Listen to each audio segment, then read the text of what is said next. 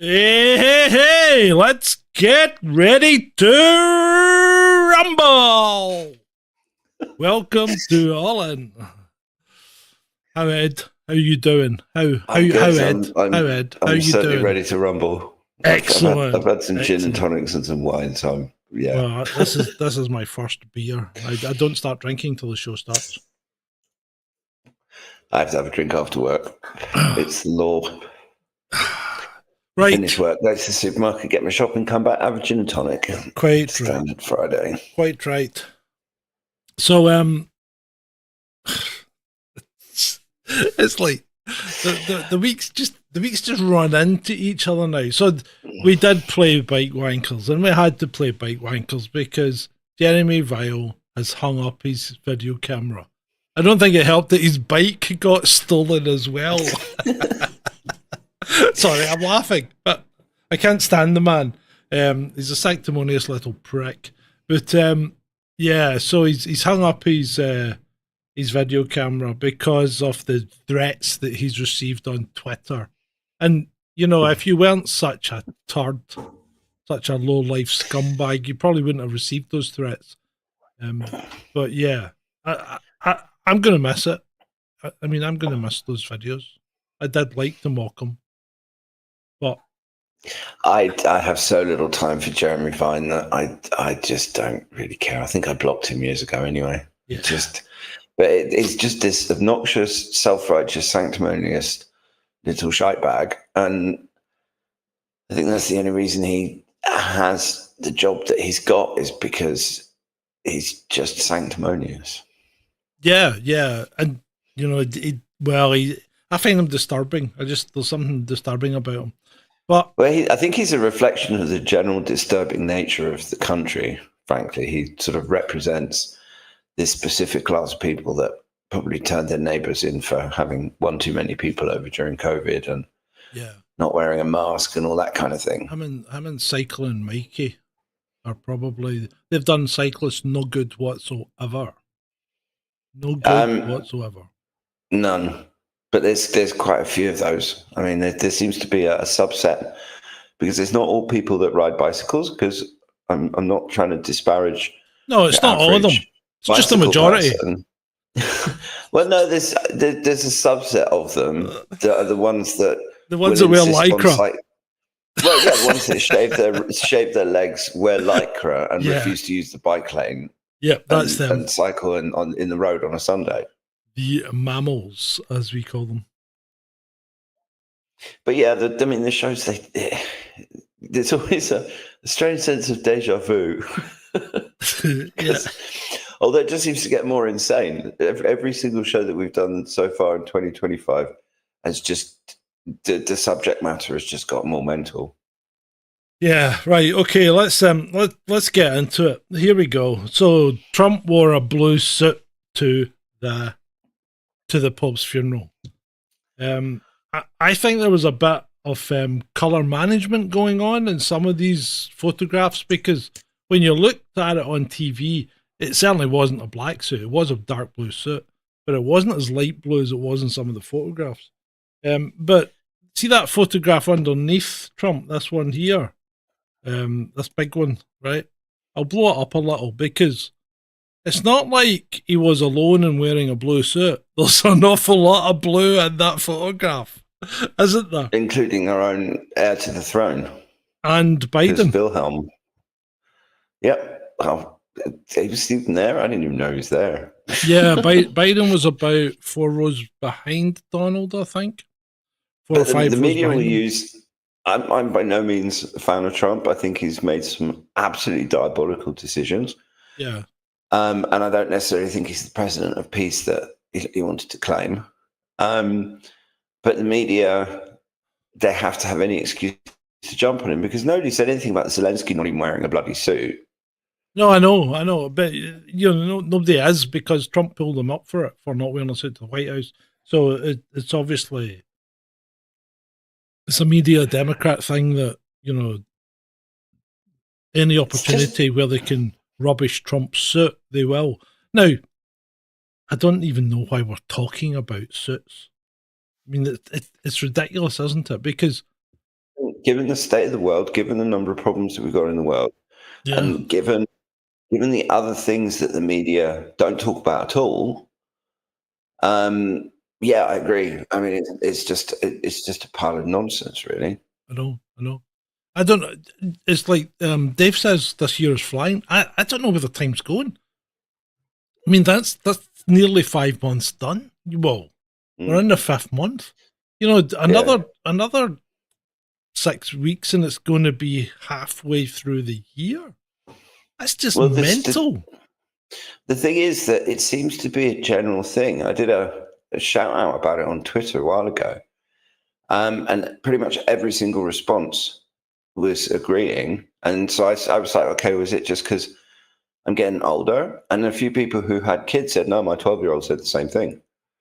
And I find it really perplexing. Now, geologically speaking, the planet has actually sped up ever so fractionally, like milliseconds. Yeah, okay. Which doesn't, I don't know. I can't explain it. Does that much of an increase in the speed of the planet have such a dramatic impact on human perception? No, who knows? I don't think it does. But the thing is, time passing. I mean, there are standard things like when you go on holiday, time always flies, and then when you come back and you're waiting for the next holiday, time always drags. But it's usually because you're doing something or whatever. But it just seems to be time generally seems to have speeded up, and I can't explain it. It does. Anyway, back to Trump. So I'm a bit disappointed in Trump because, well, I am and I amn't. Amn't? Is that a word? Aren't. Yeah, I am and I amn't. Amn't is not a word. I know, but I'm going to use it. I know you're Glaswegian. I'm going to use it now.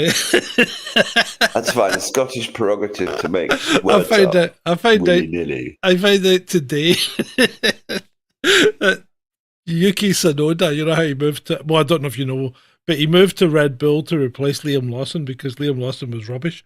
And so Yuki Tsunoda's got his chance. He's in Red Bull, and his race engineer is Scottish. So they don't even speak Japlish. They're having to speak Japish. He even called it out in the press conference saying it's a bit of a learning curve. Imagine giving a Japanese guy a Scottish race engineer. That's hilarious. That's just hilarious. You know, make my life hard. Put me in a car that nobody except Max Verstappen can actually drive, and then give me a Scottish race engineer. That's true. Somebody's got a sense of humour at Red Bull. They got to have. Harold says, I wish you'd stopped doing the decoy I don't really have stream. much comment on Formula One. It's not a decoy stream, Harold. It's for those who watch it on phones and vertical format. It's not a decoy, Harold. And it says quite plainly in the title, vertical. It's not my fault if you have difficulty reading. But it's also being done for YouTube exposure because... Yeah. Hello, Harold. It's good to see you. And hello, Emma. You're on the vertical stream, Emma. But that's fine. If you want to stay there, I have no problem. Britmate says it's a decoy just set up to get Harold off in the chat. Imagine if we made a whole stream just for Harold. No. That's cruel. We would never do that, Harold. We love you, mate. We love you. We love all our viewers, even the haters. Well, it's done in an attempt. It's done in an attempt to manipulate the YouTube algorithm into putting us in front of some eyeballs. Yeah, and sometimes it works. Sometimes we get thousands of views. I'm not saying they're if you're on the vertical stream and you like what you see, come and join us on the horizontal because you get a better experience. You get to see more because the slides are bigger. Anyway, right, where were we? Did you see this? Did you see the procession with the pointy hats, the cones on their heads? There, they looked a bit like the Democrats when they started a club over in the Deep South. Remember that? You remember? Because it was the Democrats that started that club. Yes, well, it was that club that liked doing beastly things to black people. Yeah. Right. But Anyway, was didn't that post get community noted as not being part of the Pope's funeral? Or was it some Easter procession in Spain or something? oh, I don't know. It was interesting anyway. Whatever it was, I liked it. Anyway, let's move on. So Donald J. Trump just this week, in fact yesterday I think, said all purchases of Iranian oil or petrochemical products must stop. Who's this directed at? Ed? Well, let's just track this one back. Who buys roughly 80% of Iran's oil? China. China. Who is currently under massive sanctions, massive tariffs? China. Who really positively doesn't care what Donald Trump says? Oh, China. Literally. I mean, this whole Iran thing is totally mental. If he actually is stupid enough to go into Iran and bomb Iran or attack Iran or whatever, then I mean, what last vestiges of respect I might have had from him will be gone. He needs to stop listening to neocons. And he sacked. Who did he sack? Waltz. So he sacked. Well, Waltz, Waltz has been demoted. Waltz has been sent to the place where political careers go to die, which is a U.S. representative to the UN. Yeah. So Waltz has been sacked, and Rubio's been given his job.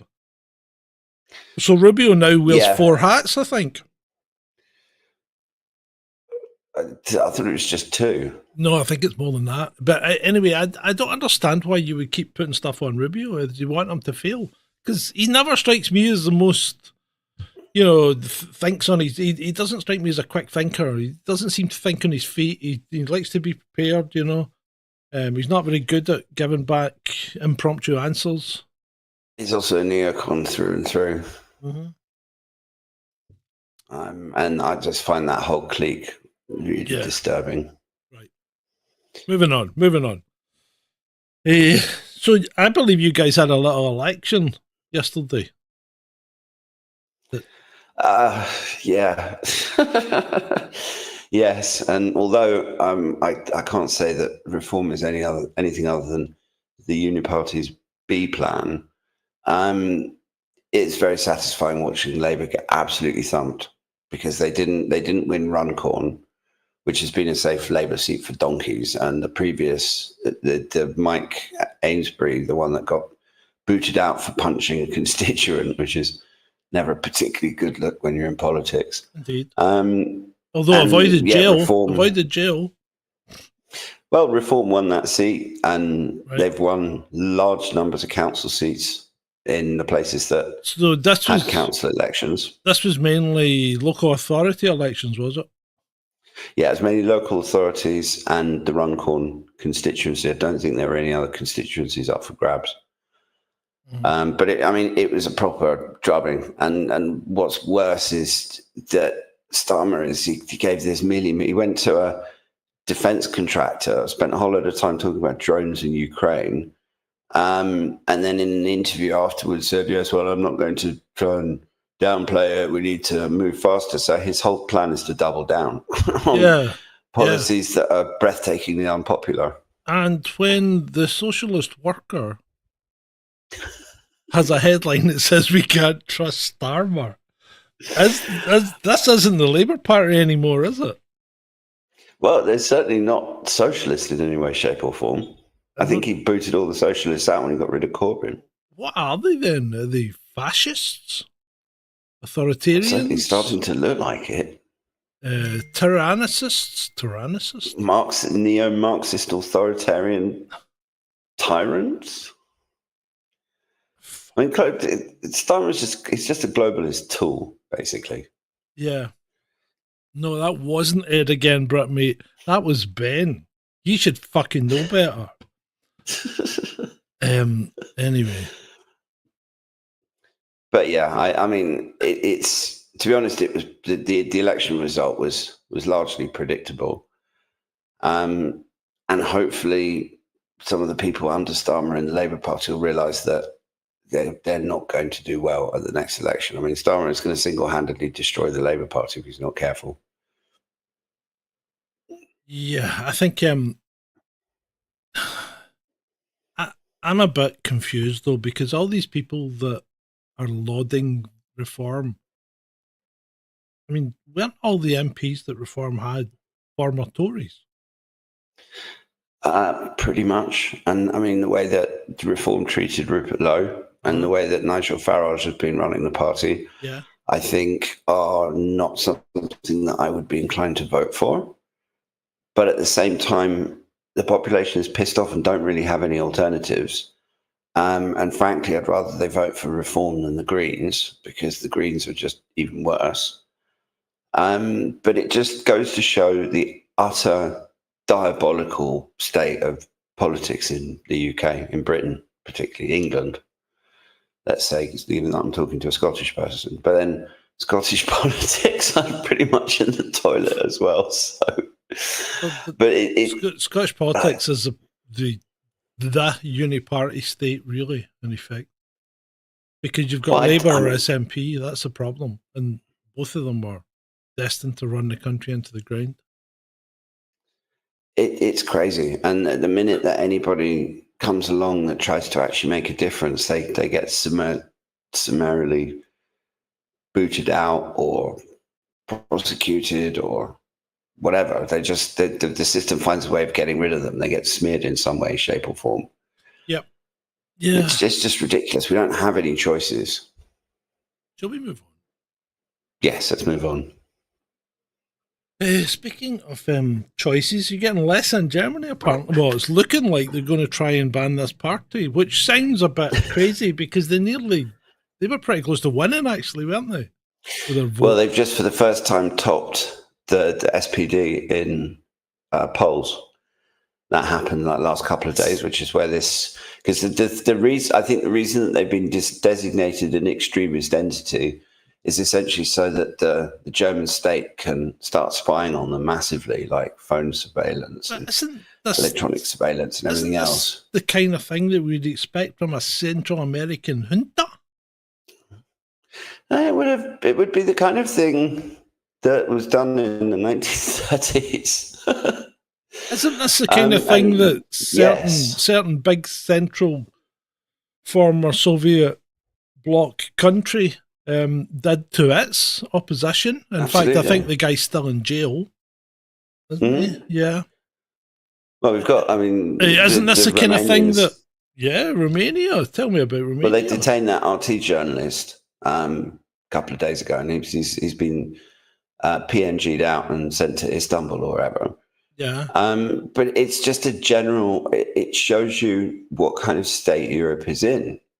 But Romania's they've also cracked down on their opposition party as well, haven't they?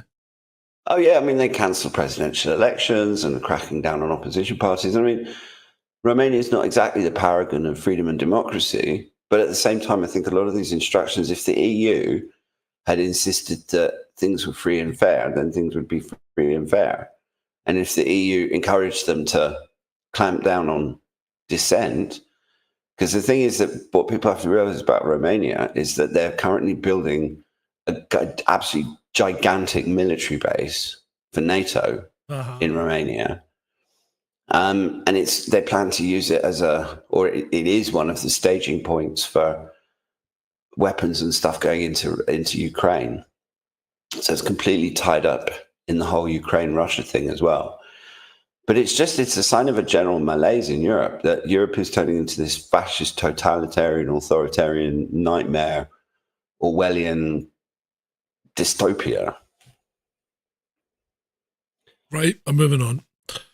Andrea Jenkins, Reform, says tents should be good enough for asylum seekers in Britain. And why shouldn't they? Because that's what France does. And France is a member of the EU, a founder member of the EU, complies with the European Court of Human Rights, I would imagine. So if it's good enough for them in France, why is it not good enough here? Well, because thanks to our dear leader, Keir Starmer, who in 2003, as a lawyer, fought and won a case that gives migrants and refugees benefits. Yeah. So they automatically get housing and NHS and everything else. And I mean, I don't understand why they're not just taken to France or just put into just big camps or something and start shipping them off on airplanes. Well, they should just be, if they are genuine asylum seekers, they should just be happy that they've got a roof over their head, right? So they should just be. What was wrong with putting them in the old barracks? It was good enough for soldiers. Why wasn't it good enough for these guys? You know, this is what gets me. We are too freaking soft in this country. Way too soft. Well, there's a certain subsection of the political class that seem to actually want these people to come into the country and dilute. I mean, because Tony Blair talked about it, and it's all Kalergi plan and rabbit hole type stuff. But at the moment, they're just costing money. I think that the total benefits bill for migrants is topping £1 billion. Yeah, I think the idea that Blair had was that these guys would pay for our pensions when we got older, you know, because we weren't making enough kids. But that's just but they're more on benefits than the rest Well, of us. exactly. So that's never going to pan out, Tony. It just didn't work, you know. You were wrong then, you're wrong now, and you're always going to be wrong because basically you were a war criminal and you got away with it. And he's also responsible for assaulting the Constitution, changing the relationship between the judiciary and Parliament and all the quangos, Ofcom, Ofgem. They're all creations of Blair. And he also instigated the proper privatisation of the NHS as well, by the back door. Yeah, these guys aren't UN soldiers. These guys aren't. They're no use. They would be no use in a fight. Have you seen them? You know, yeah. You could blow them, most of them, over. In fact, that does happen on occasion. Anyway, let's move on before we get into trouble. Mm-hmm. U.S. Federal District Judge Jennifer Thurston sends out an order banning Border Patrol from arresting illegal aliens without a warrant. Well, what nonsense is this? This is just nonsense.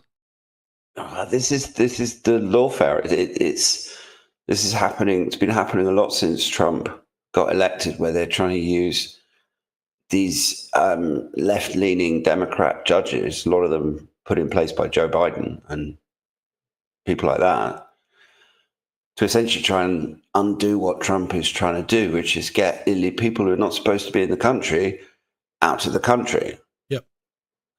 And it's crazy. It's absolutely nuts. But it also seems to be quite common, because if you look at our own judiciary, it seems to have been captured by similar forces. It's like someone, hint George Soros, has been paying for people of a certain political persuasion to be put into judicial positions. And once you have these judges in place, it's very difficult to do anything about them, it seems. I know. Right, moving on. Lou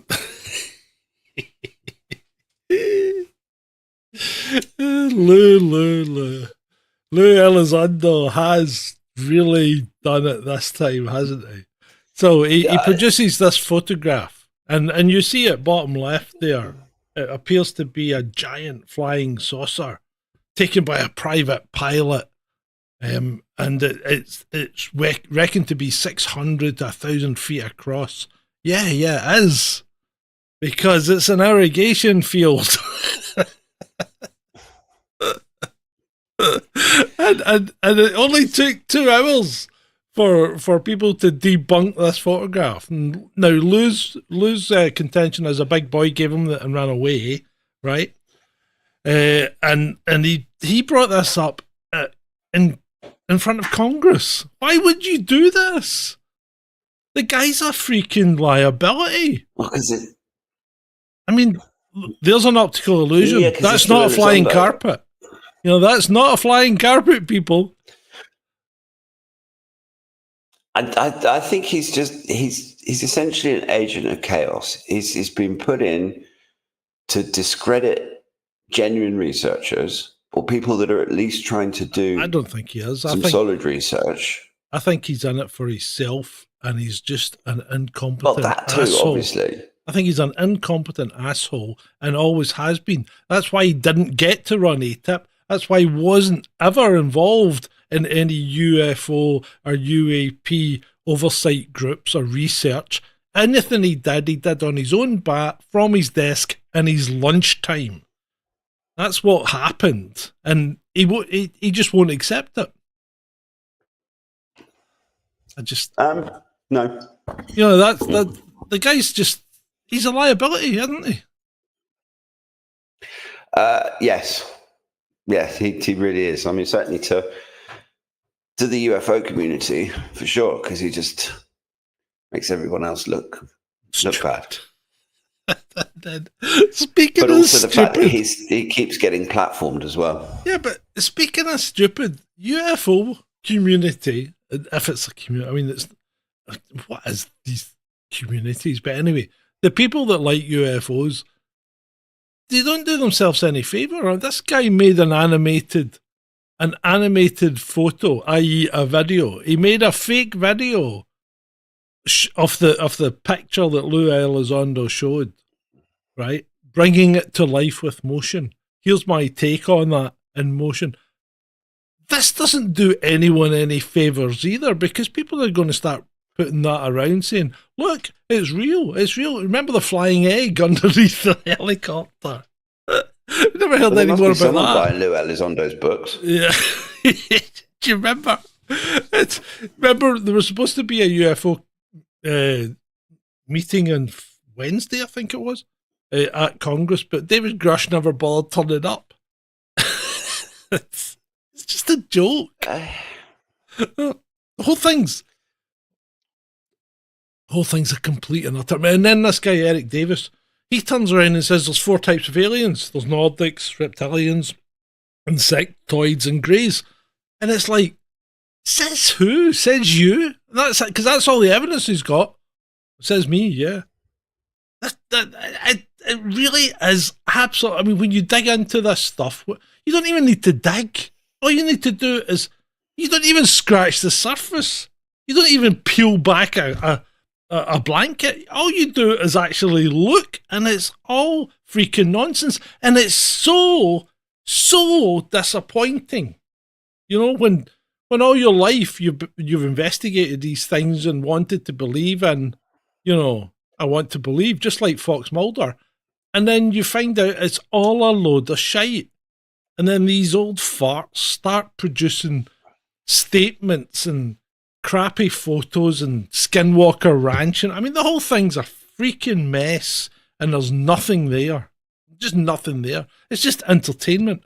And if you treat it as entertainment, that's fine. But these guys aren't. They're fucking grafting and getting people all on board. And then you end up with people fighting with each other all over Twitter. End rant. All right, let's move on. Yep.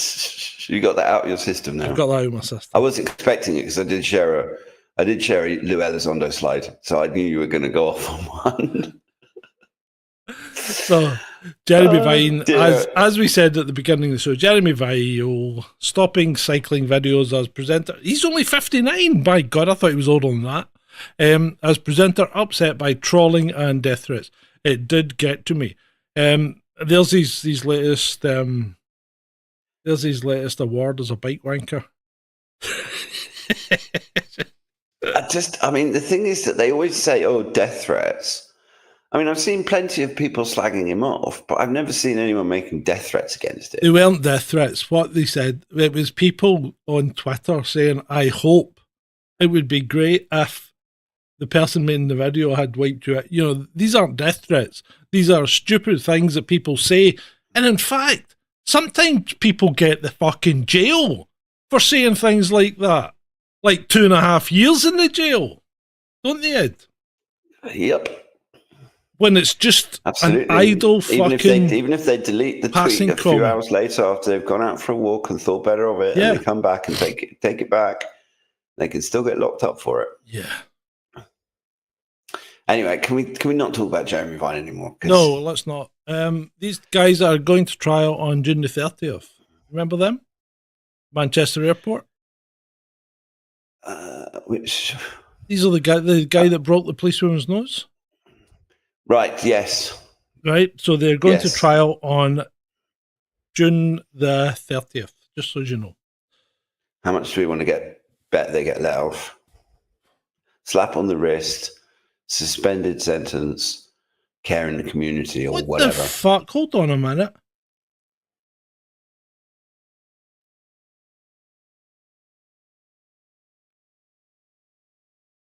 What the fuck? Is this a wind up? Is what to wind up? Right. There's chat come up on the other one saying YouTube chat service. Is this real? YouTube chat service? Community guideline breaches. What is this nonsense? Community guideline breaches? If you cannot, please end this live immediately and add an apology post to your community page. Who to take action will result in a channel strike. Is this real? Well, that's not how YouTube works. I didn't think so.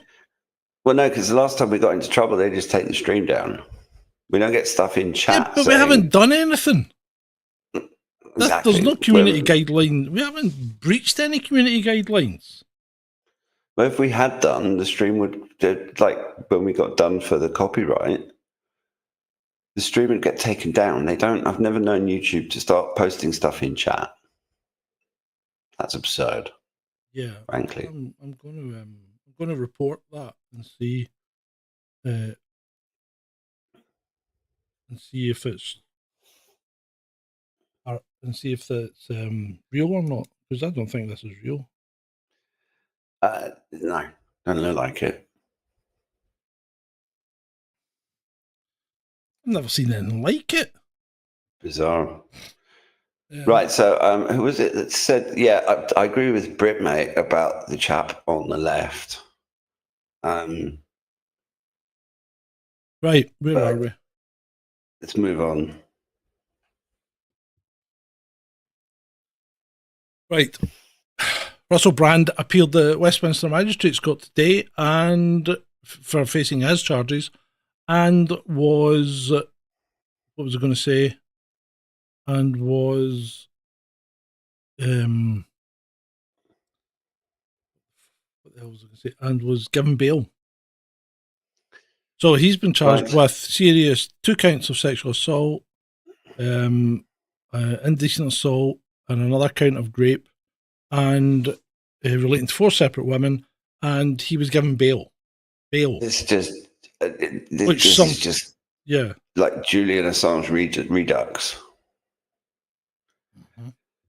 Because I think these allegations are multiple years old as well. It's not, it's not like something happened. They're like 25 years old, mate.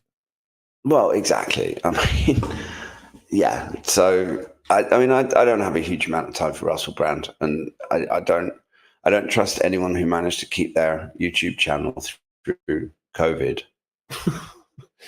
despite talking about stuff that would get other channels nailed very quickly. So I don't trust him at all. But this is just another bloody witch hunt. Now, are they sheep dipping him? Are they trying to give him more credibility in alternative circles or something? I don't know. And frankly, I've got much better things to do in my time than think about Russell Brand. It's just, yeah. Yep. But again, I mean, it's lawfare. They shouldn't. The thing is that they'll ignore like much more serious allegations against more famous people because that person is part of the in crowd, like Jimmy Savile, for example. And then for someone they don't like, they can just dredge up stuff that's 25 years old. I mean, it's just nonsense. Yep. Sorry, I'm just removing these messages from this. Sorry. Also, if those are genuine, why aren't they on the horizontal stream? Yeah, I know. I don't think they are genuine. It's just a scam. People being douchebags. I'm going to hide this user from the channel. What's the next slide? Right. The next slide is Virginia Guiffre. Now, that Virginia Guiffre died quite recently. And this is the woman that accused Prince Andrew of sexual impropriety, some kind or another. But she's also the woman in the as a young lady in a picture with Prince Andrew and Epstein and Ghislaine Maxwell. Yeah. So it's not just some random. There is actually evidence that they met. And yeah, I mean, she very sadly died by suicide. Now, obviously, the internet was instantly, Virginia didn't kill herself and Epstein and all that kind of thing. Now, we have to say straight up that we don't know. We don't know whether it was a genuine suicide or not. Well, yeah, we don't. But Ryan Dawson, he was following his tweets just after it happened. Mm-hmm. I found his probably the more balanced of the commentaries that were happening on it. And he also knows the people involved. He's interviewed her, that kind of thing. Now, there's also been, I think the lawyer broke ranks and said she doesn't think it was a suicide. The family all think it was a suicide. And I mean, who are we to tell? But we know that she was in an accident and that she'd also had a relationship breakup because her husband and kids, I don't know what happened with the relationship side of things. And they found some sort of kidney issues after the accident. The accident didn't cause the problems with the kidneys, but apparently when she went into hospital, the doctors realized that her kidneys were failing. Now, it's all very, very suspicious and convenient. Now, it could well be just a suicide, or it could be the other type of suicide that's not a suicide. And I mean, she was only like 41 or something. So it's tragic. I mean, her whole life was tragic. From, I mean, being abused on Epstein Island and then actually being one of the people who was instrumental in bringing Epstein down because she didn't shut up about it.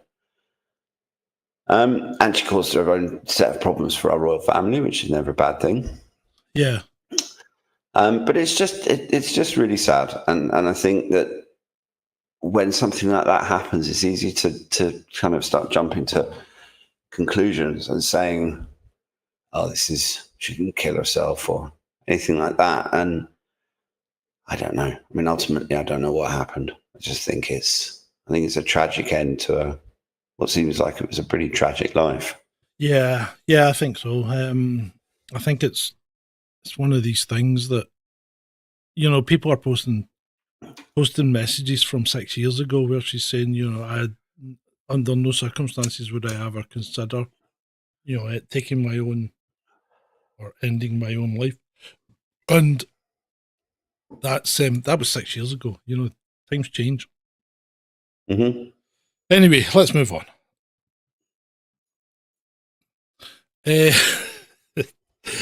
Peter Sweden, who lives in Norway, which I find quite ironic. But anyway, Peter Sweden here, a Swedish pensioner in her 70s, sold homemade bread and sandwiches on Facebook to make some extra income. Now the Swedish court just sentenced her to prison for this crime because her kitchen wasn't approved. Well, yeah, and they would do the same here, mate. They would do the same here, mate. Well, the Americans, I've heard of kids with lemonade stands in the US being closed down because they didn't have the right permit. Yeah. This is part of the problem with society, Europe more especially. Yeah. But how can you claim to be a free society if you're not even if you have to have an approved kitchen to make up a bit of bread? I mean, why do you think we're it's in a crazy free society? Well, I'm not saying that we are, but they claim it is.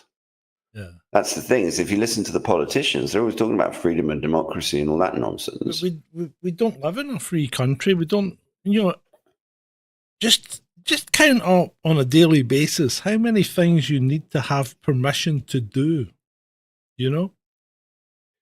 And when you think about it, it's quite a lot. You need permission to live in your house. Even if you own your house, you need to keep asking for permission to keep living there by paying tax. Because just try and see how long you manage to live in your house if you stop paying your council tax, regardless of whether you own it or not. Absolutely, yeah. It's completely crazy. And then when you see the state of the council and the amount of money that they waste on just nonsense, that just pissed me off. Let's move on. It's the Houthis. We need to speak about our favorite Yemeni military group. Well, I don't know. A little jingle or something. Yeah, I'll need to do something. How's it with the Houthis? Yeah, something like that. I'll need to do a little I love jingle. those guys. I mean, the simple fact of the matter is that you've got one of the least developed, poorest nations on earth that is just holding its own against the might of the US Navy. And today's, the most recent one is an F-18 fighter falling off the deck of the Harry Truman. Yes, because it had to turn evasively to. Well, it didn't fall off the deck; it fell off the hangar. It was because it was under. It rolled off, basically. Yeah, it rolled off, but it wasn't. It was on the deck downstairs, and it rolled off because apparently it turned too tight or something like that, or there was some kind of other issue or something. No, I mean the ship had turned and tilted. Yeah, but well, it was being transported. It was being moved from the elevator to wherever it was supposed to be parked. And the crew weren't able to secure it in time, and they managed. I mean, fortunately, no one actually went down with it. Yeah, I believe one sailor was injured though. But I actually, because I did a little bit of research on it, because I thought, can an aircraft carrier actually do a tight turn?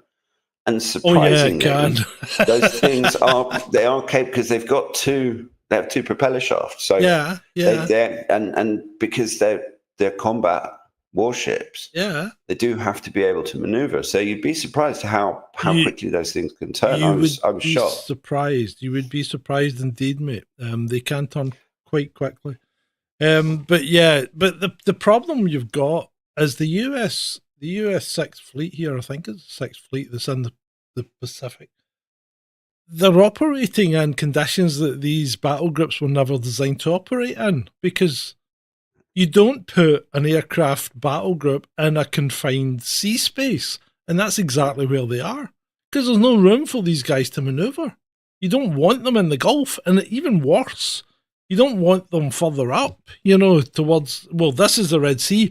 You don't want them in the Gulf, because that's even worse, because that's shallow as well. It's just, it's a nightmare scenario for the Navy. I don't even know why they're putting themselves as close as that, because they don't need to. These things have got a strike range of 1,800 kilometers. But it's also because it's the political leadership are not listening to the military leadership. Because if you I listened to a podcast that Judge Napolitano did with Larry Wilkerson, who's a former case colonel, and he was in the State Department, and he worked for Colin Powell, and he was involved in Desert Storm, and has a lot of relevant military experience. Yeah. And that was what he said. He said these aircraft carrier, they're not being used in the way that they're supposed to be used, and they're essentially being put in harm's way for like propaganda purposes. Yeah, it's exactly what's happening. And they're getting their asses kicked. Indeed they are. Right, now we have these clowns in Brazil. Lady Gaga is apparently playing in Brazil. And, I know we missed that one. Hang on, no, you missed one. You missed one Houthi story. Oh yeah, That was yeah, that died. the OS. Yeah, Right, that was a Dutch OS int. Right, so Like open OS source stands intelligence. for Open Source Intelligence. Yeah. So this guy posted this on Twitter saying he thought it was she posted this on Twitter, stroke X, saying she thought this was an underground base. And then the US hits it with a bomb. Or it bombs the houses next to it. And it turns out it's a quarry. Yeah. This is just madness. Well, it's also from the perspective of where the hell is the US getting their intelligence? I mean, is there intel on Yemen so bad that they have people trawling the internet looking for potential targets in Yemen? And I mean, it's craziness. It's crazy. It's like amateur hour. But then the other problem that the Americans have got is that the Houthis keep shooting their Reapers out of the sky. The MQ-9 Reaper drones that they use to surveil and blow things up. I think Ansarallah's destroyed 22 of them now. I don't know if it's gone up since the last time I heard, but it was 22 last time I checked. Yeah. Yeah, and that's a lot of money. They're like they're $30 million a pop. Mm-hmm. Yeah. So, yeah. Anyway, let's move on. Yep, moving on. So we're now going to Brazil, where Lady Gaga is playing, and people are literally having psychotic episodes on the pavement outside her hotel, begging her to come out and see them. I mean, this woman was screaming, "Gaga, Gaga, Gaga!" These people have lost it. They have lost it. What? Well, how do you get to the state where you have descended to the point where you are on all fours or lying on the ground shouting Gaga? Have you seen those old videos from the 1960s of when the Beatles toured America? Yeah, and they go up on stage and they're trying to play music and you literally can't hear anything because every single woman in the audience is screaming. Yeah. It's marketing partially. It was like a Katy Perry rocket flight. Yeah, I mean, but Lady Gaga, there's also a lot of dark stuff because she's connected to Marina Abramovich, and there is some kind of darkness with that, but it's also just people being stupid.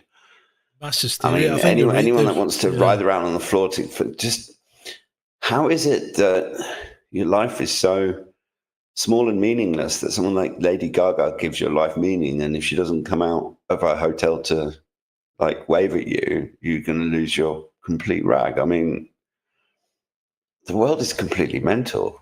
I hadn't actually spotted this particular story because I don't really follow the entertainment or showbiz news or anything, but it's properly bonkers. I mean, it's absolutely crazy. It's crazy. These people are nuts. And it's not just Lady Gaga. As you said, she looks like her baby's just died or something. I mean, literally, she looks like she's had some major life crisis happen. Oh, she's just collapsed to the floor. She appears to be in really distraught state. It's not a bloke. Chill out, Brit, mate. Right, so this one's quite insidious. Speaking about insidiousness, the invisible puppet masters. This one is properly what University of Zurich researchers created AI bots, which they put into Reddit to try and change people's minds about arguments. And what's more shocking than the fact that they did it was how successful it was and how easy people were to manipulate and actually have their opinions changed just by using essentially psychological techniques on them. It's worth actually looking up Mario's tweet and reading the whole thread because I have read it. I was talking to the audience. Not you. I know you've read it. 6 times more effective than if humans had been doing it. Apparently, 6 Absolutely times crazy. better than if they tried to do it themselves. That's incredible. Now, this is the kind of thing that's being employed against us in the West, regarding things like the Ukraine special operation, Russian special operation, but it's being employed by the West on us. Things like NAFO and people like that, along with their attendant bots, are trying to change people's perception of what's actually going on. And they've been trying to do that since, but they've got to the point since 2020. But now we've got AI involved. If you try and have a conversation with Grok about NAFO, it thinks NAFO are the good guys. It really does. Absolutely. And I mean, that shows you the state of AI, i.e., it isn't intelligent at all. Because NAFO are a bunch of bullying twats. Well, it's been programmed. I mean, AI is the ultimate garbage in, garbage out machine. And I mean, we'll call it AI, but let's get this straight. They're large language models. It's not intelligent. They're not artificially intelligent in the sense that we are actually thinking artificial intelligence. They pass the Turing test quite easily. And if you put Alan Turing in a chat conversation with ChatGPT, it would think he was talking to a person. Yeah. But that just means the Turing test has got to be updated. But yeah, it does. It's you have to look at everything. I mean, you've always had to question everything, but now you have to question it even more because the psychological techniques that they're using, that they've programmed these bots with, are really scary because you can have your mind manipulated by a machine without even realizing it. There's actually a really good video about this. There's a channel on YouTube called Homath, Hoe. And he's done an hour-long interview with a chap that used to work in psychological operations, and they break it down. I mean, it is worth looking up that video, giving it a watch, because it shows you what you need to watch out for. Yeah. And also Reddit is a cesspit, and just stay off it. Yeah, it can be. It certainly can be. Right, moving on. I was going to put this in the funnies, but I don't think it's that funny. It says the first and last time that Kevin asked for a lift in nursery. But that's disturbing. It's disturbing that people let themselves get into this condition. And I understand how you can get to a point where you start to become fat, but how do they let themselves get so far down the road? I don't understand it. And it also seems to be, I mean, but apart from anything else, there are people who enable it. Yeah. But it's dietary. It's like, yeah, you should exercise more. But people getting into that you kind are of what state, you eat. It's not exercise. This is purely food. Precisely. But if you see what some of them put away, it's just you struggle to understand. But then if you look at society and the kind of effect that the media and all the advertising and all the messaging has on people, it's crazy. Yeah, it's absolutely crazy, mate. Crazy. Right, moving on. 6 days ago, Spain bragged about how their energy grid was running 100% on renewable energy. Today, the entire country, plus most of Portugal and parts of France, was plunged into darkness in one of Europe's worst blackouts ever. It could take a week to get power on all the way. Some of the headlines there, right? Let me finish. Some of the headlines there, as you can see, Spain hits first weekday of 100% renewable. Renewables behind the catastrophic blackouts in Spain. And then Alistair Campbell wasn't happy. The Daily Telegraph reports net zero being blamed for the blackout chaos. Alistair Campbell, it used to be a newspaper. And then today I thought, I'll just put this little picture up. And I was astounded that nobody commented at all, other than one. Because I put Europe has seen from space at night. And someone said blinking light pollution. And I'm like, nobody's fucking mentioned the fact that Spain's missing. There's a whole big black area where Spain should be.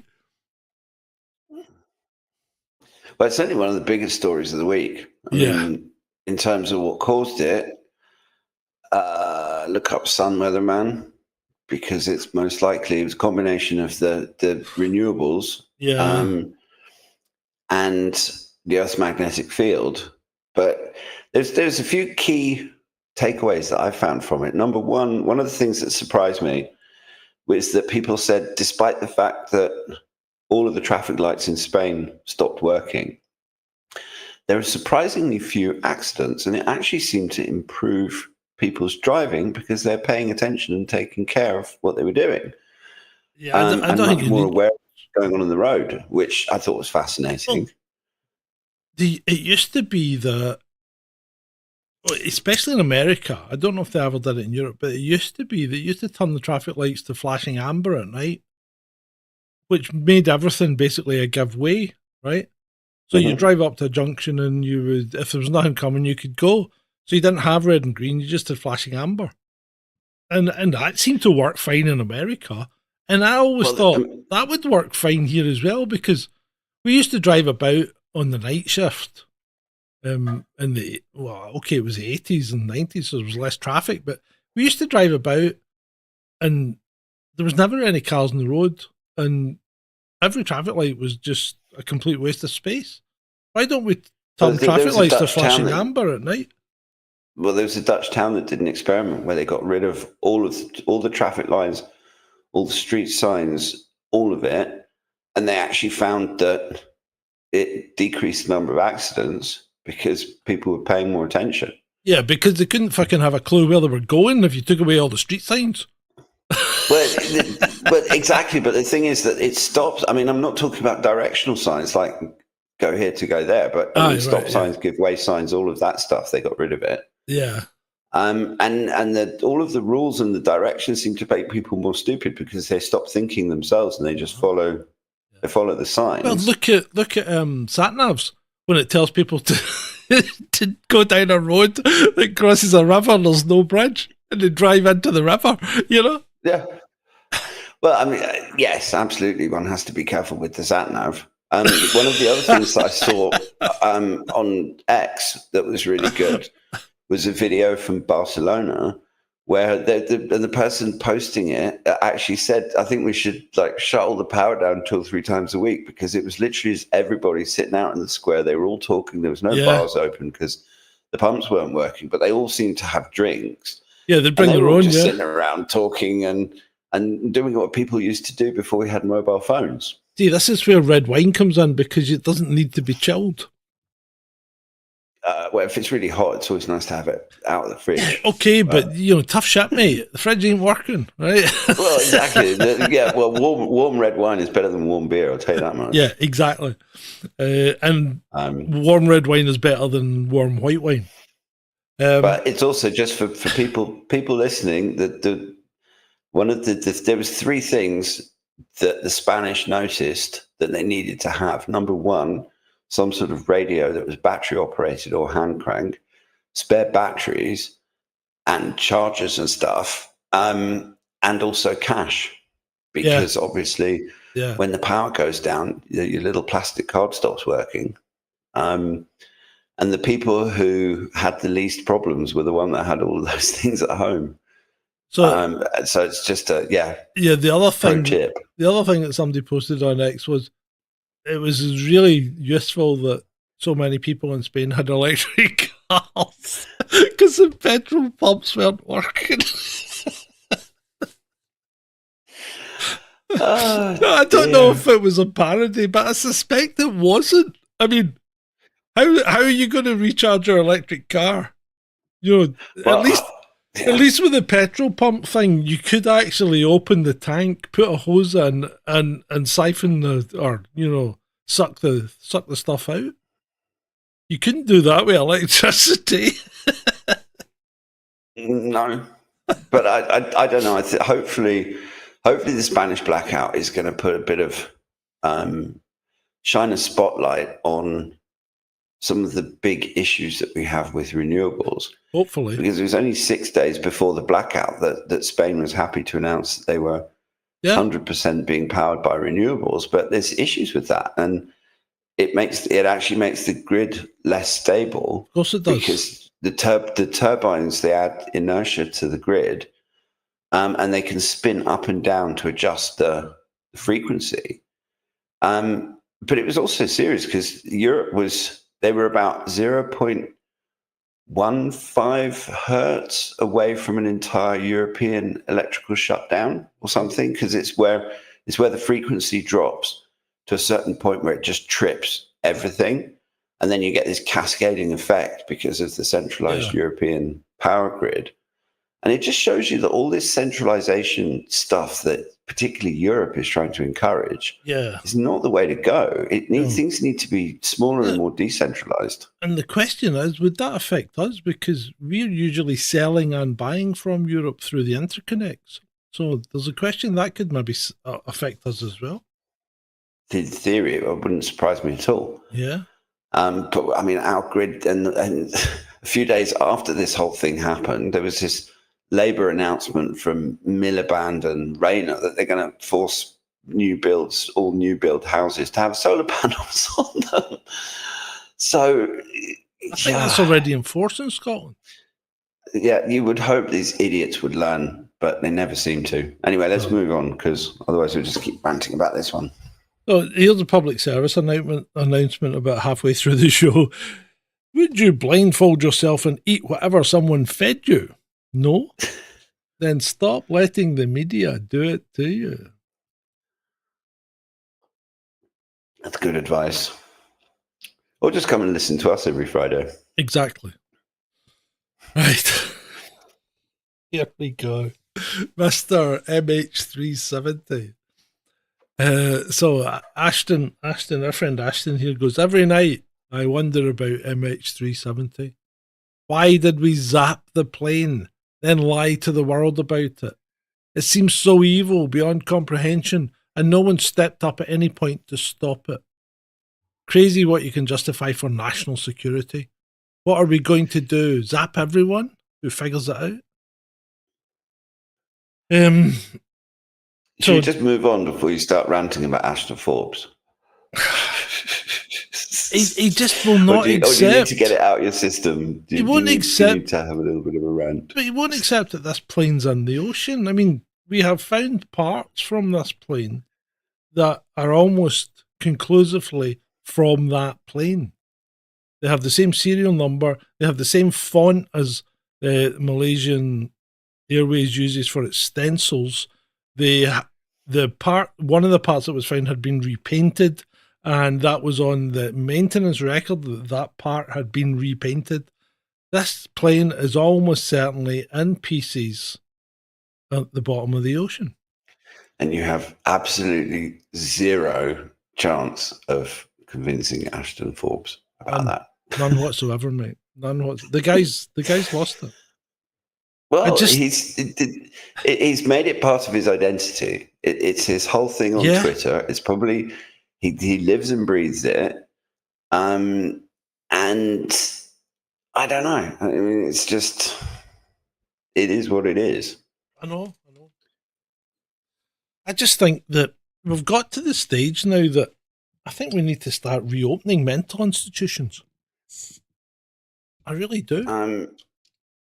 Not just for Ashton. Look, at this point, our various countries have become giant mental institutions. Exactly. So care in the community doesn't work. It really doesn't. I don't want to pay to feed crazy people. Oh, you are, but you are. You're paying to feed seagulls, creatures that are supposed to. You live on the coast. Creatures that are supposed to feed from the sea, and you're feeding them. They demanded that I feed them. They literally think that fish comes out of tins through windows. So they do know that there are fish in the sea. Yeah, they do now, mate.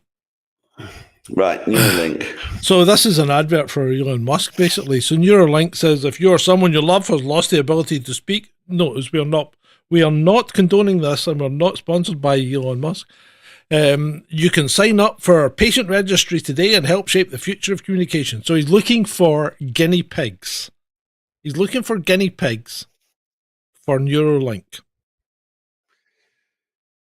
Well, the thing is that from the perspective of people who are disabled and have locked-in syndrome or whatever it was that Stephen Hawking had, or people... Do you not have ALS or something like that? Yes, I don't know exactly. The thing is that I'm not in favor of all humans becoming cyborgs, but I think that if we can use technology to make a disabled person's life better, then they should at least be given that choice. Dave Barnes says, "Does it pay well?" I don't know, Dave. You need to ask Elon. I'm only pointing out that he has an advert out for guinea pigs. But I don't think there's any money involved. I don't think so either. If you can't talk, they'd maybe let you be able to communicate. But you can obviously communicate, Dave, because you're on here communicating. The scary thing about Musk is that he sees the future as all of us being augmented. And instead of sitting here having to move a mouse around the screen, I'll have a Neuralink chip in my brain and we'd all just be communicating like we're in some sort of matrix or something. And we'll move even less, so we'll atrophy even more. We're literally going to turn into those guys on Wall-E that can't move off their seats. Or we'll just be like pods in the matrix plugged in. Yeah. So... yeah, moving on. Yeah, moving on. I'm surrounded by idiots. Matthew Stadlin, right? So the headline was school fees leave families on 100k with less than minimum wage. Right. Fair enough.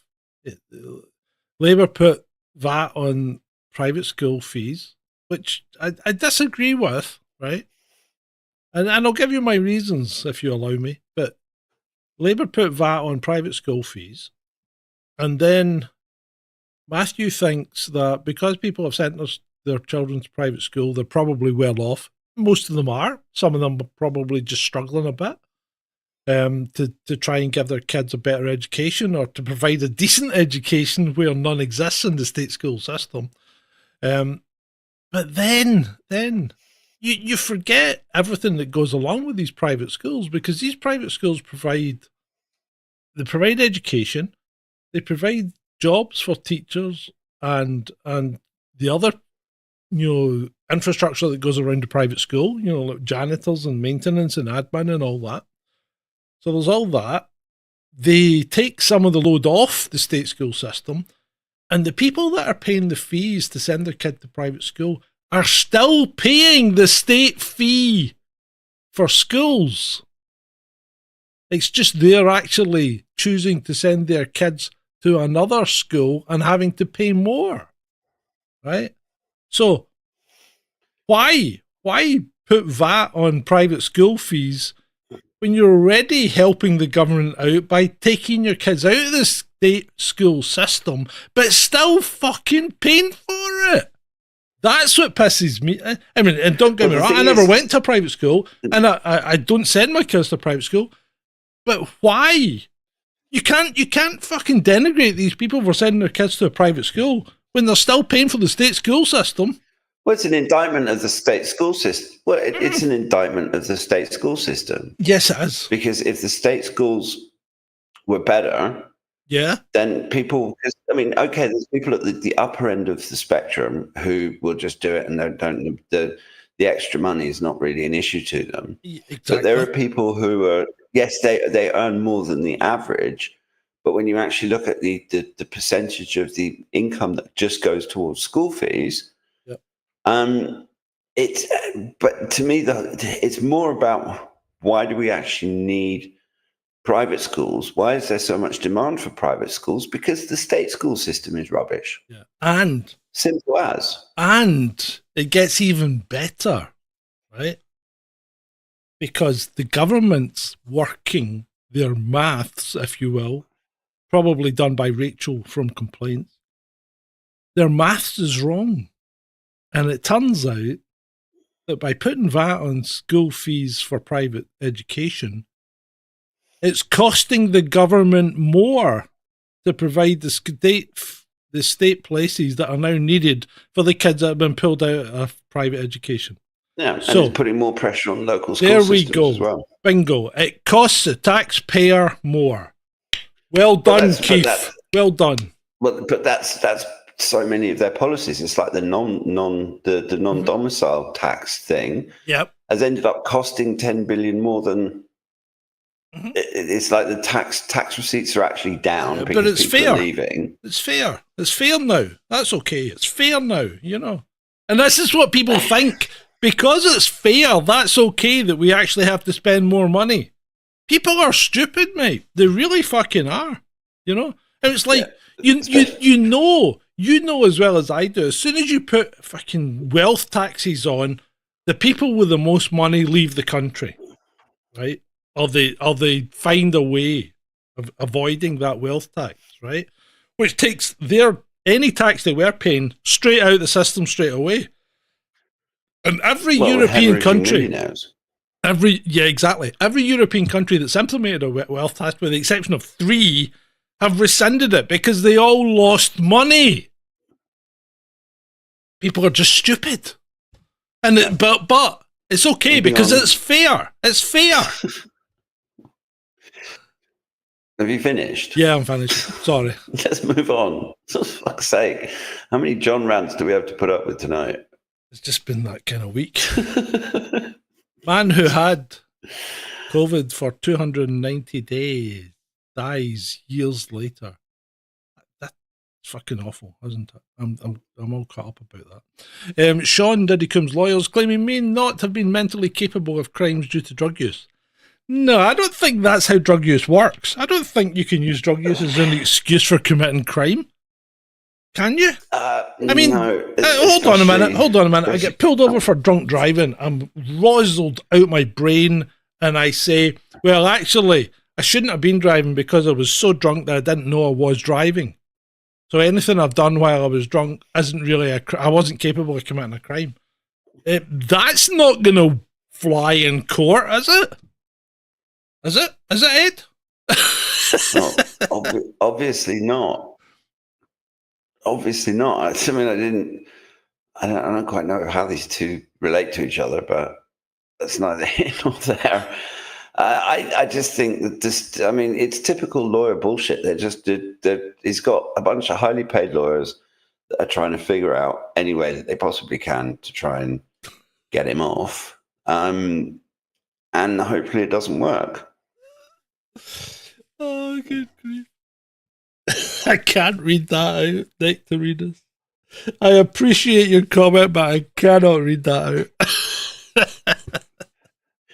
No, moving on. I love it.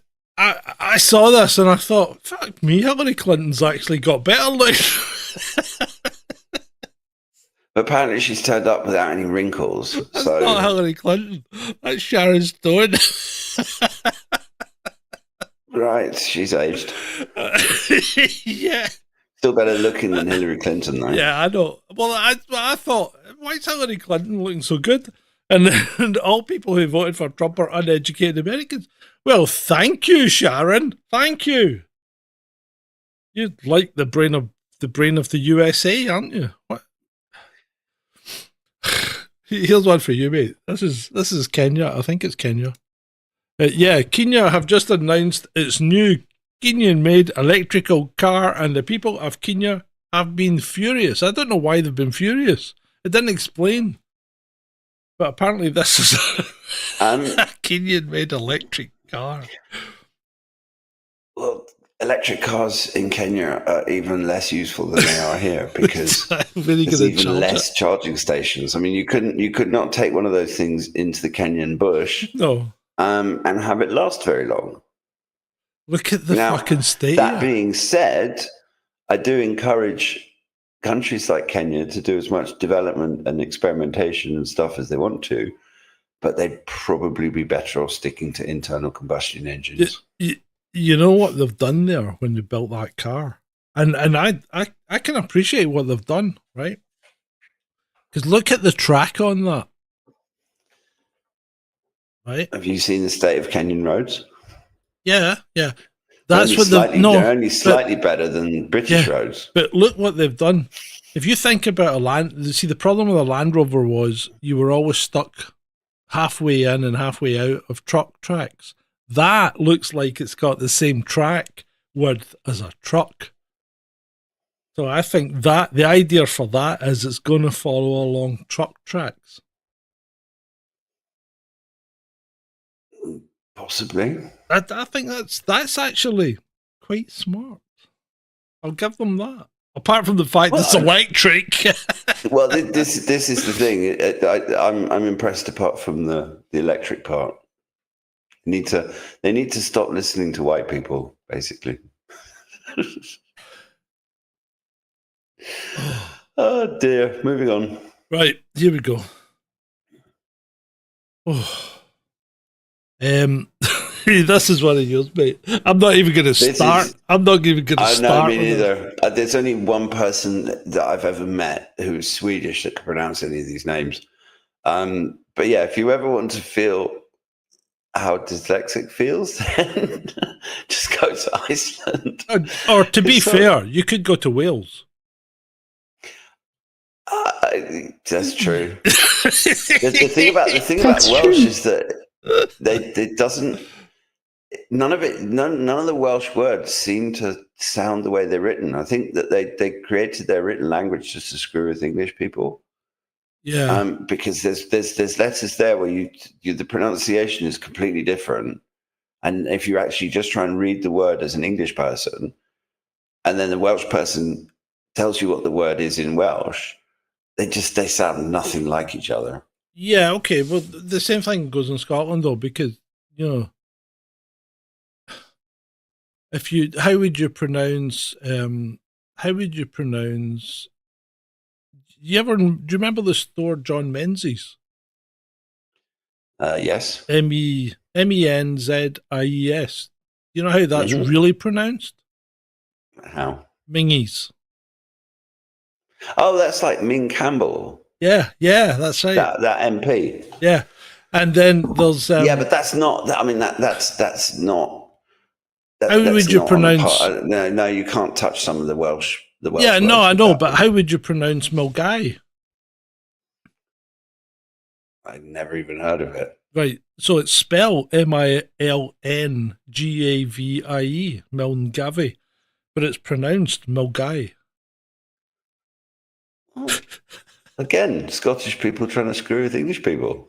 How do you pronounce? And I can't say I blame you. How do you pronounce Greenock? And that's spelled exactly like it sounds. Green and OCK. And all English people I've ever met have said Greenock. And no, it's pronounced Greenock, exactly how it's fucking written.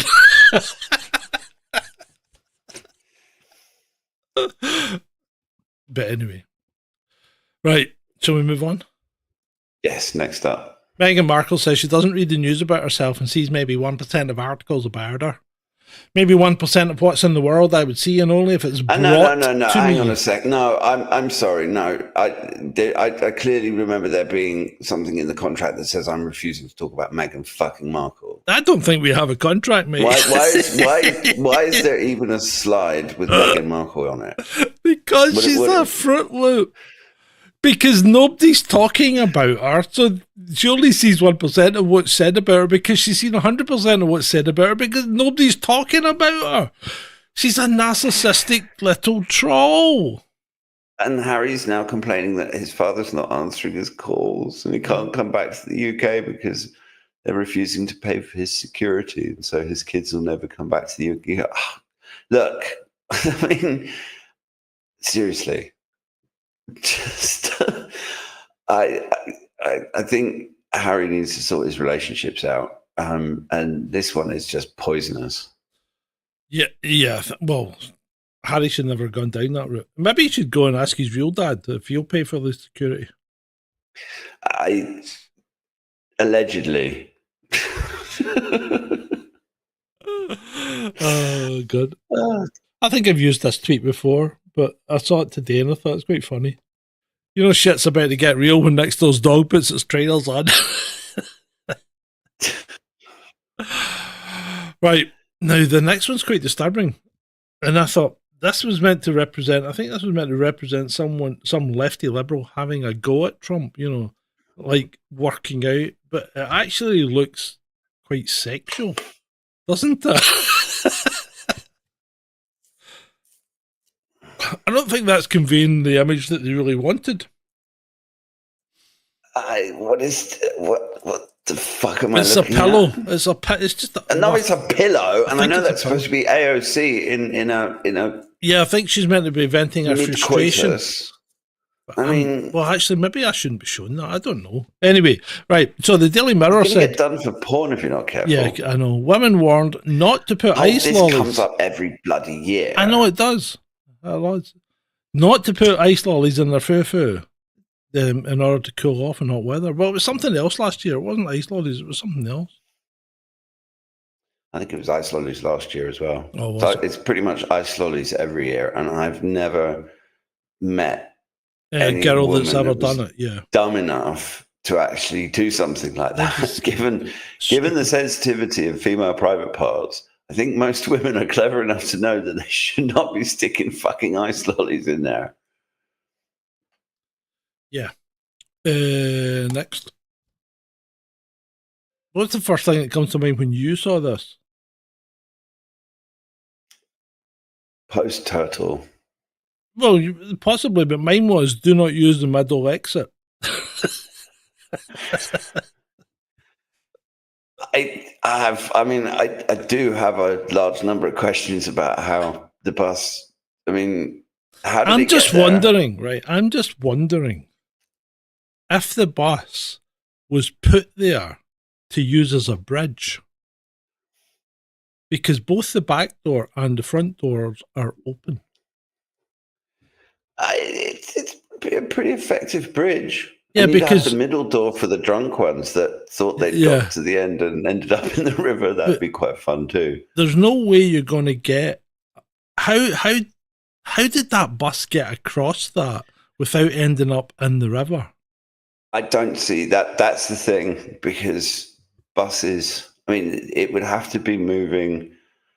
At the very most, you'd think it would get to it wouldn't be nice and flat across the banks. You'd have the front of the bus would be slammed into the other side of the river, or it would have just been in the river because it flipped it and turned. I have a lot of questions. I have a lot. I think that might have been placed there. Either that or it's a fake photo. To be honest, if you have a spare bus that's broken down and is no longer suitable as a bus, and you have a piece of river that, I don't know, maybe it's connecting to a school or something where you want people to be able to get across. I guess you could use one. You could use it as a bridge. That's to be honest, that is the best explanation I've heard for this one. Yeah, it actually just came to me there. Well, no, you just don't see how you could get a bus perfectly positioned like that without a crane. I don't see how you could either. Right, we're on the last slide, mate. I don't know how we got there so quickly. But here we go. You've got a wingman that you can rely on when he takes one for the team. This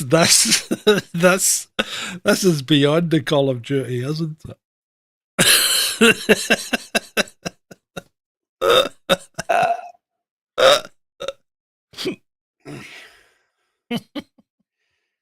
Okay. Right. That's so not funny. Oh, I thought it was funny. Right. Okay. Confused you have been. Would you want to talk about anything else? So Matt on the vertical chat says private school is like hunting, appeasing the left without doing anything too structural.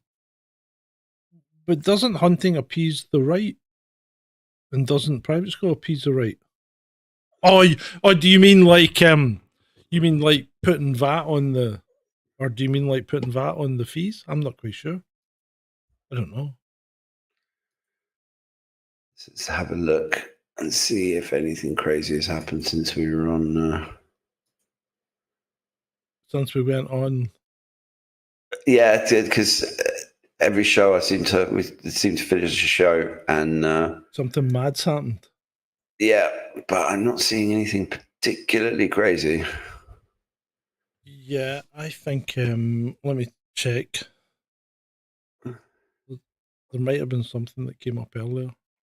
Oh, right. No, we've had so Marco Rubio, this is about the German spy story that we were talking about. Mm-hmm. So Marco Rubio posted on X, Germany just gave its spy agency new powers to surveil the opposition. This is not democracy, it's tyranny in disguise.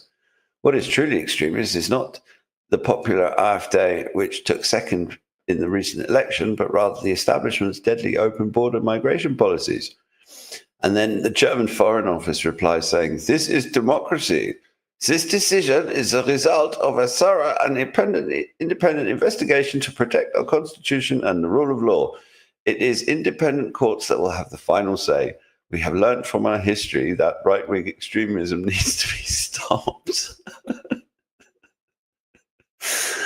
Oh, dear. It's just... Right. Yeah, okay, well, whatever, Germany. That's outrageous. I'm gonna play a little out. Where's it gone? Where's my outtake gone? Oh, good. Sometimes I despair. I really need a producer. Right, yeah, here we go. I'm gonna play a little outtake from yesterday for people that didn't hear it. While I was doing a voiceover for yesterday's what's it called? The story that went in front of the rabbit hole yesterday. So I'm going to play this little outtake. Here we go. But would this be his last vigil? Fuck off, Ed.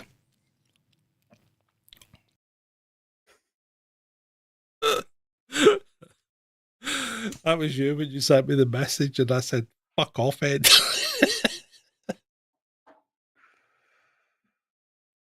You know, I didn't mean it. I didn't mean it.